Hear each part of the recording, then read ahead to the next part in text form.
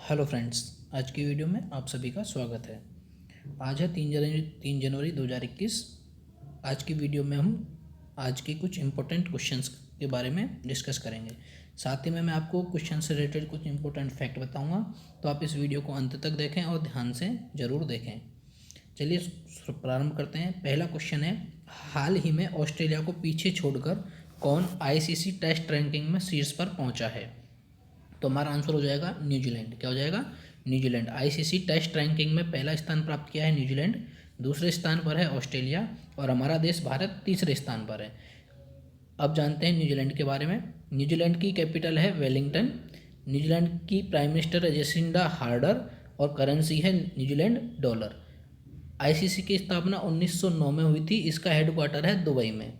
वर्तमान में इसके सीईओ हैं मनु साहनी और चेयरमैन है ग्रेग वार्कले। इतना आपको पहले क्वेश्चन के बारे में याद रखना है। चलते हैं दूसरे क्वेश्चन पर। दूसरा क्वेश्चन है कि सेहत के लिए हानिकारक भोजन के प्रचार को प्रतिबंध करने की घोषणा किस देश ने की है? सेहत के लिए हानिकारक भोजन के प्रचार को प्रतिबंधित करने की घोषणा किस देश ने की है? तो ये की है यूके ने। किसने की है? यूके ने। अप्रैल 2022 से। कब से लागू होगा? अप्रैल 2022 से ये लागू हो जाएगा। अब देखते हैं यूके के बारे में। यूके की कैपिटल है लंदन, करेंसी है पाउंड स्टर्लिंग और यूके के प्राइम मिनिस्टर है बोरिस जॉनसन। कौन है? Boris Johnson. हाल ही में कोरोना का नया वर्जन जो है वो यूके में ही पाया गया था ना।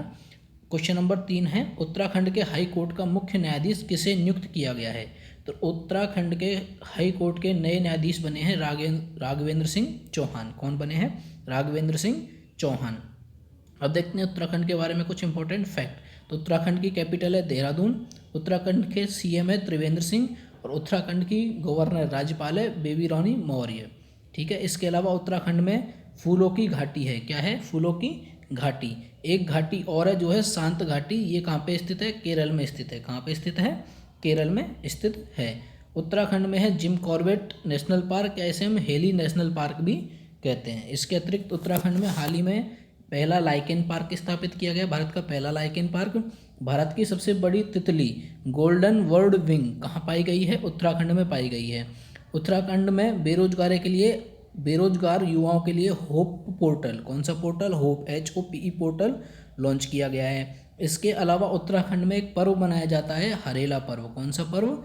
हरेला पर्व। और उत्तराखंड में ई ग्रंथालय की भी घोषणा की गई है। क्या घोषणा की गई है? ई ग्रंथालय की घोषणा की गई है। चलते हैं अगले क्वेश्चन पर।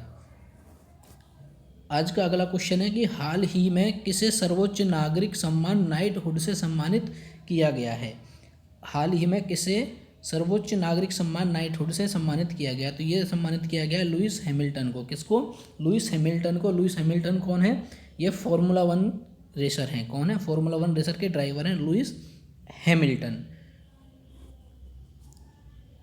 देखते हैं अगला क्वेश्चन। आज का अगला क्वेश्चन है, हाल ही में किस संगीत निर्देशक का निधन हुआ है? हाल ही में किस संगीत निर्देशक का निधन हुआ है? तो हाल ही में शांतनु महापात्रा का निधन हुआ है। ये जो है उड़ीसा के निवासी थे और उड़िया भाषा में संगीत निर्देशक थे। कौन सी भाषा में संगीत निर्देशक थे? उड़िया भाषा में संगीत निर्देशक थे। अब देखते हैं उड़ीसा के बारे में कुछ इंपॉर्टेंट फैक्ट। उड़ीसा की राजधानी क्या है? भुवनेश्वर। उड़ीसा के सीएम है नवीन पटनायक और उड़ीसा के गवर्नर है गणेशी लाल। इसके अलावा उड़ीसा में भारत की सबसे बड़ी खारे पानी की झील है चिल्का झील। कौन सी है? चिल्का झील। उड़ीसा में एक पर्व मनाया जाता है नुआखाई महोत्सव। कौन सा उत्सव मनाया जाता है? नुआखाई महोत्सव। इसके अलावा उड़ीसा में Satkosia tiger reserve, Similipal national park और गहीर मठ वाइल्ड लाइफ सेंचुरी भी स्थित है। कहाँ पे? उड़ीसा में। तो इतनी बातें आपको उड़ीसा के बारे में याद रखनी है।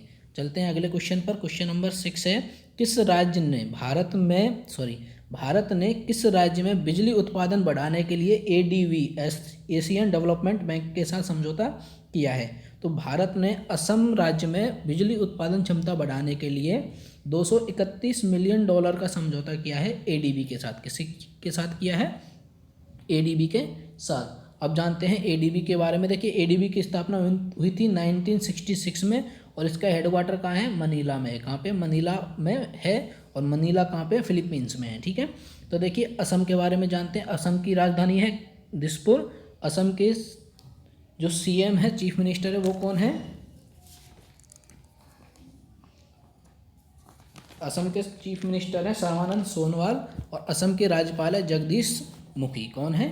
जगदीश मुखी। इसके अलावा असम में एक प्रोग्राम शुरू किया है, रेडियो प्रोग्राम प्रज्ञा। कौन सा? रेडियो प्रोग्राम प्रज्ञा। असम में एक योजना शुरू की गई है, अरुणोदय योजना।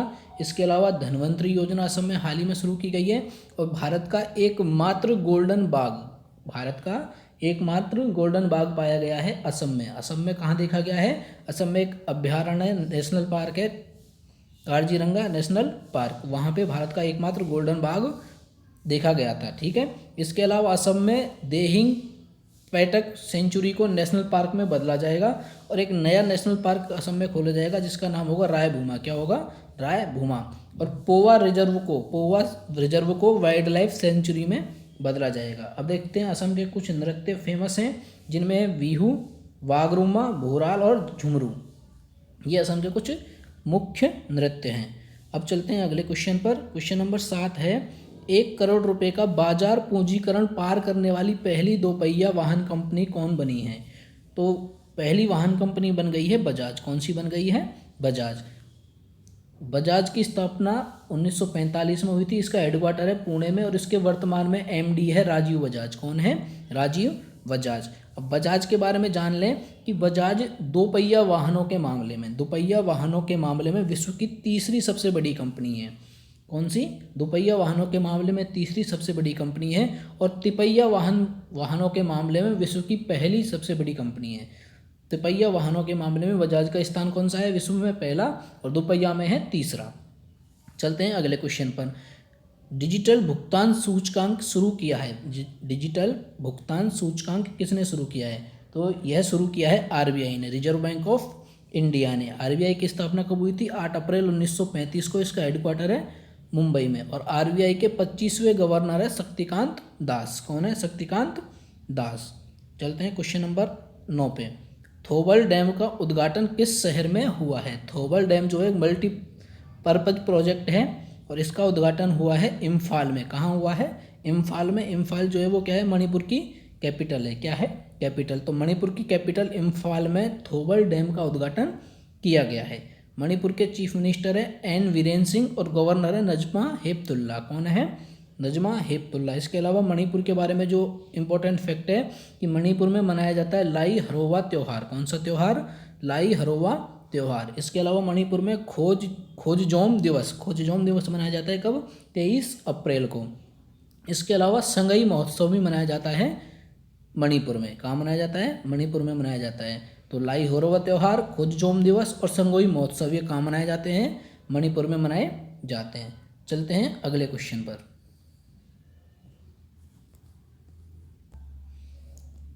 क्वेश्चन नंबर 10 है, 1 जनवरी 2020 को अपना 63वां स्थापना दिवस मनाया है। तो किस संस्था ने 1 जनवरी 2021 को अपना 63वां स्थापना दिवस मनाया है? तो ये मनाया है डीआरडीओ ने। किसने मनाया है? डीआरडीओ ने। और डीआरडीओ की स्थापना कब हुई थी? 1958 में। कब हुई थी? 1 जनवरी 1958 को। इसका हेडक्वार्टर कहाँ है? नई दिल्ली में। कहाँ है?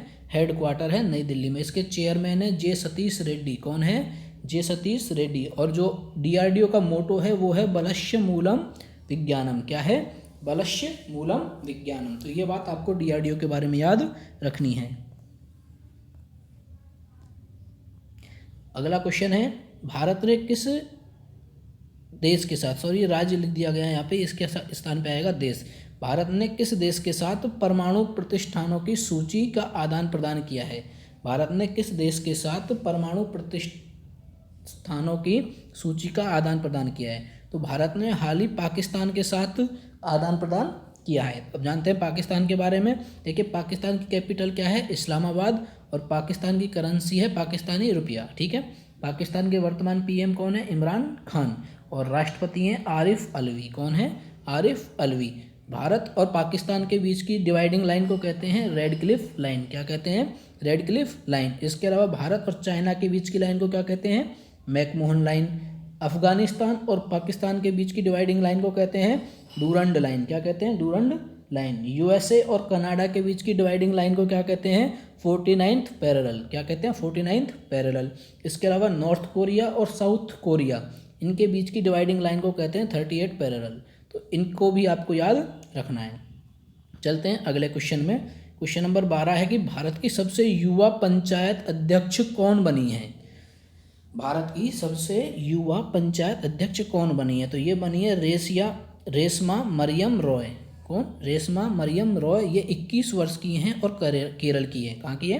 केरल की हैं। तो सबसे युवा पंचायत अध्यक्ष कौन बनी है? रेशमा मरियम रॉय 21 वर्ष की उम्र में केरल में बनी है। ठीक है, अब जानते हैं केरल के बारे में। तो केरल की राजधानी क्या है? तिरुवनंतपुरम। क्या है? तिरुवनंतपुरम। केरल के चीफ मिनिस्टर है पिनरई विजयन और गवर्नर है आरिफ मोहम्मद खान। कौन है? आरिफ मोहम्मद खान। केरल के बारे में जाने कि केरल में एक अभियान शुरू हुआ था, ब्रेक द चेन कार्टून अभियान। कौन सा? ब्रेक द चेन कार्टून अभियान। इसके अलावा केरल में शांत घाटी स्थित है। पेरियार वन्यजीव अभ्यारण्य भी कहाँ पे है? केरल में स्थित है। अब चलते हैं अगले क्वेश्चन पर।